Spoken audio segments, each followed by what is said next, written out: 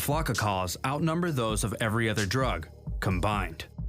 Every day, they learn something new about how to deal with the threat. But it's important to note, like you said, Lieutenant, that when they're exhibiting some of these behaviors, that if they're looking for water or something like that, or trying to get in the water, that it could be signs that they're on Flocka.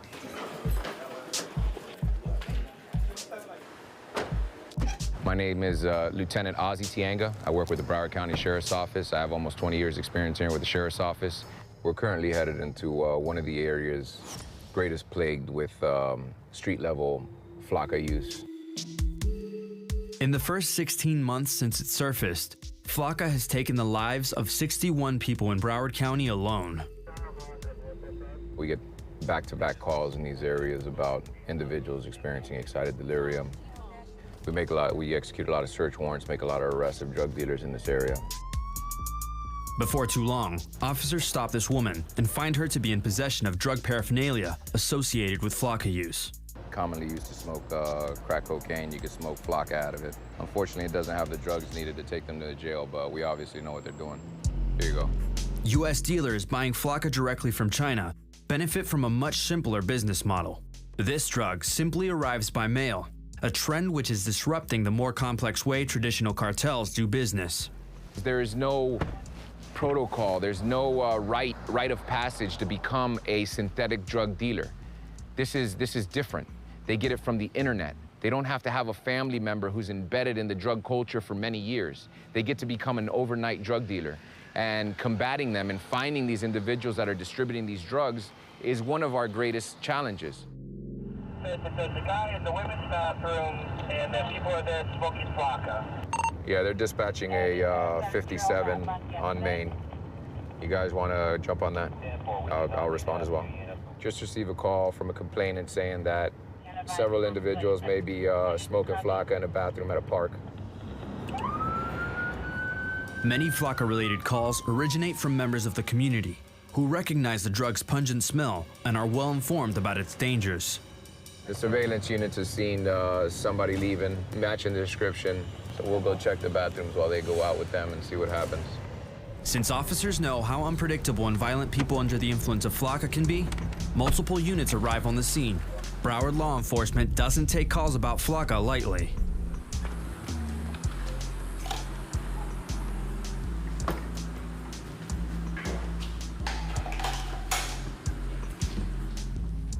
Nobody in there?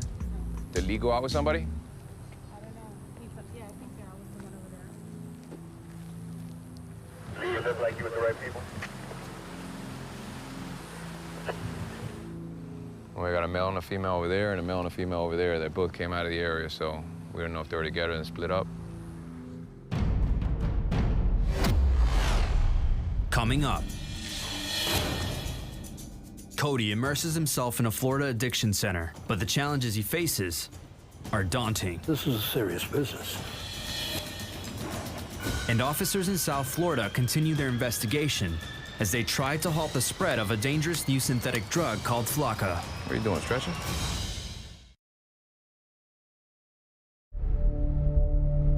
"37 days after leaving St. Louis for the first time in his life, Cody is deep into his heroin addiction treatment at Water's Edge Recovery in Stuart, Florida. When I first got here, even back at home, I was dead. I walked in and I had no idea what was going on. This is a serious business.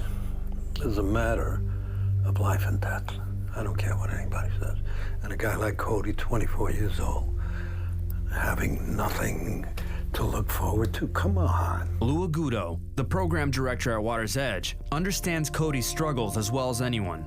He has been in recovery for over 3 decades. I had such a horrific relapse because I had been clean 10 years before, that for the next 8 years, inclusive of an attempted suicide, when I came in, I made a decision, I made a commitment. And remember when we spoke about commitment to oneself, commitment to life, commitment that I am never, ever going to pick up a drink or a drug as long as I live. Discipline, commitment. I believe that everyone or anyone can be helped. I totally believe this. if they want to, like right now with Cody. All he has to do is make up his mind. Well, I feel I need to get disciplined because I'm terrible with it. And I feel as if you don't have discipline, how are you going to be committed to anything? Everything about treatment is today, forward. Today, forward. I can't fix what happened in the past. That's written on stone. This is your self-esteem. Here you are. Okay, you want to create this. Do you think you have enough gas in the tank? It's hard to ask for help, but yeah. Can you really create the human being you want to be? Or are you going to let the past 24 years dictate the next 56 years? You want to see it different, or you want to continue this journey? What am I going to do? What am I going to do?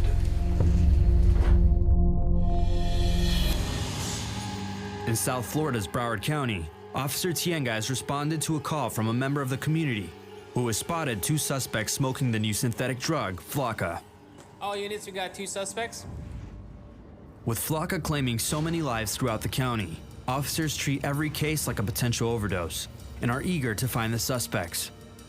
Their intuition led them to investigate this couple first. What are you doing, stretching? Yeah. You've been stretching out. You haven't moved this leg. Move this leg. What is this? Oh, I don't know. No, ma'am. No, ma'am, that's not mine. You've been moving your right leg and you have not moved your left leg. Ma'am, I've been stretching. Oh my God, that's not mine. Come on, bro. Why are you hiding underneath your leg then? As it turns out, the officer's intuition to investigate this couple was correct. The female was acting a little different. I assumed that she was under the influence of Flocka and probably in the preliminary stages of an excited delirium state. She was just doing things that weren't natural, stretching, slapping on her leg. Lo and behold, what she was doing is just trying to divert our attention from her other foot. Ma'am, I would have moved my leg, but that's not mine, yo. We're getting calls pretty much all the time for it. I mean, look, it's broad daylight and they're sitting in the park smoking flockas. It's a pretty constant problem that we have. Do you have anything else on you that's gonna poke and stick or anything like that? She had the Flocka cigarette. Flocka cigarette. She has some more in her pocket. What is that? I don't know. It's in your pocket. What Last is name it? Charlie What Alpha, is that? November, That's Oscar not November. flop. Not flop? First No, name. ma'am. What is Charlie. it? A cigarette of this size, laced with enough Flocka, could easily cause cardiac arrest and death. So officers will have to quickly get to the bottom of what substance the couple was using. Run my name. I ain't never been in trouble a day in my life. That wasn't mine, nah. It's in your pocket. Coming up, Cody's progress is put to the test when his counselor visits from St. Louis to gauge if he'll make it through recovery or end up as another statistic. There's nothing to rush back to. You don't have a job, you don't have a kid, you don't have a girlfriend. You know, what's the rush? And officers test the substances found in a suspect's possession to determine if they'll end up in jail. Come on, man. While undergoing treatment for his heroin addiction in Florida's Water's Edge recovery, Cody receives a visit of encouragement from the person who helped him start on his journey. I'm gonna just have to let Jordan go. Yeah? I don't even know why that's even a question. Chad knows how to read addicts well, and he senses some unease in Cody. So how's the house? The house is really nice. Yeah? Yeah, I really like. So you want to go back to Fenton. You got palm trees. You gotta stay down here for at least the winter. The whole winter? Yeah, the whole winter. Yeah, the whole winter. Just a couple months. Cody seems anxious to return to St. Louis, but Chad knows if he goes back too soon, he'll be in grave danger of a relapse, and he wants him to stay. There's nothing to rush back to. You don't have a job, you don't have a kid, you don't have a girlfriend. Yeah, You know, what's the rush? pretty You much. gotta get stable, because right now you're in treatment, which is, yeah, it's recovery, but it's forced absent, it's forced recovery because you're in treatment. You gotta learn how to live on the streets. Cody has progressed well in his treatment. He's allowed the freedom of staying in a separate house with other recovering addicts. Before I came here, I was in complete denial. I was depressed. didn't care about nothing. After a long talk with Chad, Cody seems to understand the importance of staying, at least through the end of winter. Not only for his sake, but also for his mother's. Now that I'm here, my mom sleeps at night. My mom used to sit up saying, go down to my room at 3 in the morning, and I'd be just barely breathing, you know, just barely under my breath, and then she'd shake me, and I'd be like, get away. You know, and I was really angry when I was high, too, so I would just yell at them. She still freaks out, but you know what? She sleeps at night. That's the main thing. She's sleeping again. So it makes me happy, too. I have hope. I know you can recover from this disease. I'm living